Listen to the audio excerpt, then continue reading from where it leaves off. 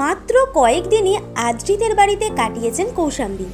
ইতিমধ্যেই তিনি ঘটিয়ে ফেলেন এমন এক ঘটনা যা দেখে সবাই বলছে শাশুড়ি এইরকম।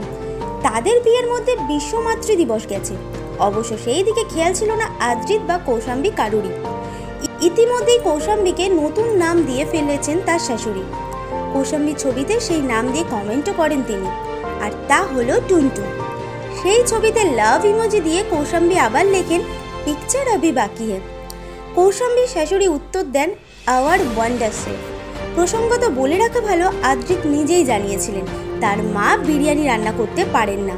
ওইদিকে কৌশাম্বী ভীষণ ভালো বিরিয়ানি রান্না করেন, যার জন্য নেটিজেনদের আবার টিপ্পনি, এর মধ্যেই নতুন বাড়িতে বিরিয়ানি রান্না করলেন নাকি।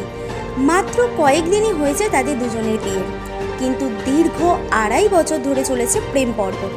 তাদের প্রেম নিয়ে কম জলঘোলা হয়নি, কিন্তু সেই সবকে পেরিয়ে দীর্ঘ ভালো থাকা এবং ভালোবাসায় বুঁদ হয়ে আছেন দুজনেই নতুন সংসারে। এই ধরনের আরো ভিডিও পেতে এবং এই মুহূর্তের সময়ের সঙ্গে আপডেট থাকতে এখনই সাবস্ক্রাইব করুন টাইমলাইন ক্রিয়েশন।